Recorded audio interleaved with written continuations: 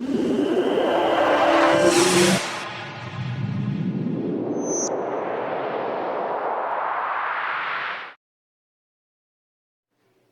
दोस्तों, नमस्कार। मैं प्रदीप मिश्रा हाजिर हूँ आपके अपने चैनल प्रदीप मिश्रा एस्ट्रोलॉजर। आज हम लोग बात करेंगे कि सूर्य और चंद्रमा की युति जब नवम भाव में होती है तो कैसे रिजल्ट्स मिलते हैं। जैसा कि आप इस कुंडली में देख रहे हैं कि जहां पे सूर्य और चंद्रमा एक साथ बैठे हुए हैं उसे नवम भाव कहते हैं और उनकी युति हो रही है कि एक भाव में दोनों ग्रह बैठे हुए हैं। अब ये मैंने आपको लग्न से बता रहे हैं, लग्न की युति से हम आपको बता रहे हैं कि सूर्य और चंद्रमा जितना नजदीक होंगे उतनी चंद्रमा की ताकत कम हो जाएगी डिग्री वाइज, क्योंकि सूर्य के आगे चंद्रमा की जो पावर है वो कहीं कहीं डिस्ट्रॉय हो जाती है, कम हो जाती है। क्योंकि रीजन क्या है कि सूर्य है अग्नि और चंद्रमा है ठंडा जल। बिल्कुल ये मान के चलिए कि कहीं आग के आगे जल क्या होता है, जल वाष्प बन के उड़ जाता है। तो इसलिए कहीं ना कहीं चंद्रमा की पावर कम हो जाएगी जितना सूर्य और चंद्रमा नजदीक होंगे, डिग्री वाइज जितना भी नजदीक होंगे। क्योंकि इसे हमारे ज्योतिषाचार्य जब बहुत नजदीक होते हैं तो कभी कभी इसे ज्योतिषाचार्य हमारे इसे अमावस्या योग भी कहते हैं। तो इसलिए जब सूर्य और चंद्रमा अगर दूरी डिस्टेंस मेंटेन है तो ये मान के चलिए जब नवम भाव में होंगे। नवम भाव किस चीज का होता है? भाग्य का होता है, धर्म का होता है। अब भाग्य और धर्म के भाव में सूर्य और चंद्रमा बैठे हुए हैं। अगर डिग्री वाइज थोड़ा सा दूर है तो बहुत, तो सूर्य यहाँ पे देखिए एक चीज ऐसा बता दें, ऐसे जातक जो है धर्म की ओर अग्रसित रहते हैं, धर्म की ओर झुकाव उनका रहता है और धर्म के प्रति ऐसे जातक बहुत लगाव करते हैं। और ऐसे जातकों को यह भी देखा गया है बहुत बहुत बड़े बड़े धार्मिक संस्थानों में ये उसके सबसे उच्च पद पे भी ऐसे जातक होते हैं।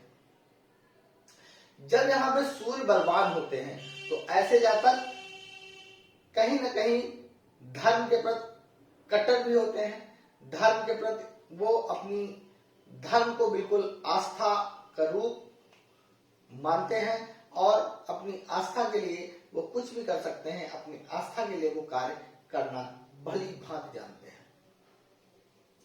ऐसे जातक पराक्रमी होते हैं क्योंकि सूर्य और जब सूर्य चंद्रमा की युति यहाँ पे होगी तो दोनों ग्रह अपनी सप्तम दृष्टि से तीसरे भाव को देखेंगे और तीसरा भाव पराक्रम का भाव होता है, अपने छोटे भाई बहनों का भाव होता है। तो ऐसे जातक जो है पराक्रमी होंगे और जिंदगी में पराक्रम का मतलब ये हो गया कि ऐसे जातक डरने वाले नहीं होंगे।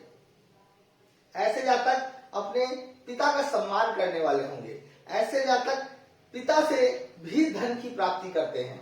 ऐसे जातक अपने पिता से धन की प्राप्ति करते हैं।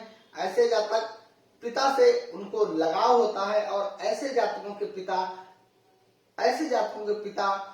को भी जातक से बहुत लगाव होता है। ऐसे जातक जिंदगी में अगर कैरियर की बात करें तो किसी सरकारी विभाग में उच्च पद पे आसीन होते हैं और ऐसे जातक कर्मठ होते हैं, शक्तिशाली होते हैं। और ऐसे जातक जो होते हैं, ऐसे जातकों को आप देखेंगे शारीरिक तरीके से बलवान होते हैं। और यहाँ पे अगर चंद्रमा बलशाली होंगे तो ऐसे जातक धर्म के प्रति आस्था होगी, लेकिन कहीं ना कहीं इनका स्वभाव जो है वो थोड़ा सा लचीला हो जाएगा। और ऐसे जातक जो है कहते हैं कि मन से कार्य करेंगे।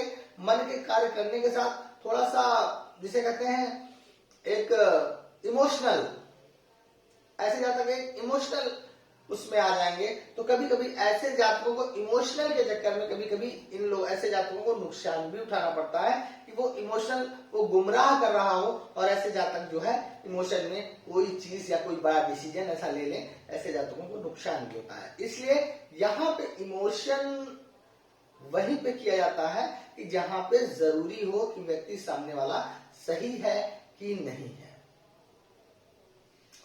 यहाँ पे अगर हम बात करें तो ऐसे जातक अपने छोटे भाई बहनों को प्रेम करते हैं, और मैं ये भी कहूंगा ऐसे जातकों को अपने छोटे भाई बहनों से प्रेम करना चाहिए। ऐसे छोटे भाई बहनों से जब वो लगाव करते हैं तो ऐसे जातक का भाग्य और प्रबल होता है।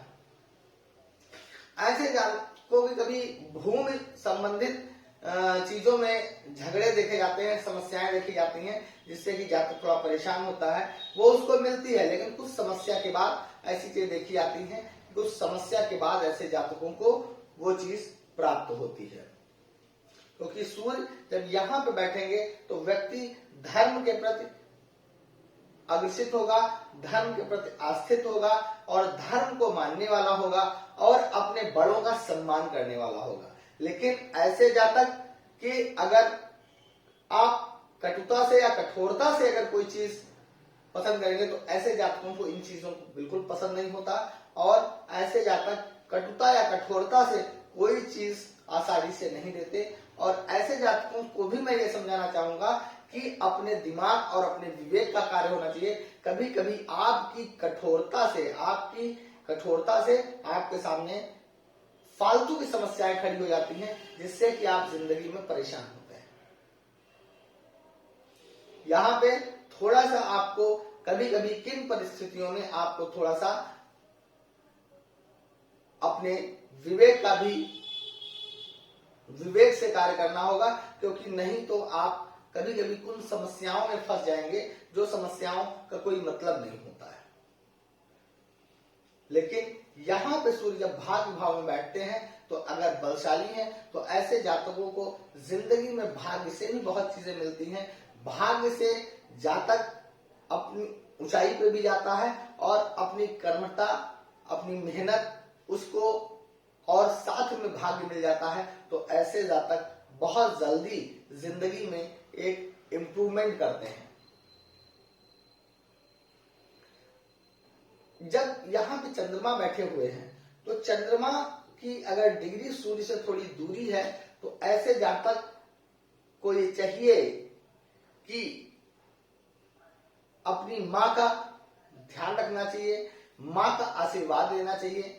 सुबह उठ के माँ का आशीर्वाद और पिता का आशीर्वाद ऐसे जातकों को लेने से उनके जीवन के सौभाग्य में चरम सुख प्राप्त होता है और वो हर जीवन में अपनी सोची हुई इच्छा को पूर्ण करते हैं अगर वो सुबह उठ के माता पिता का पैर छू के आशीर्वाद लेते हैं।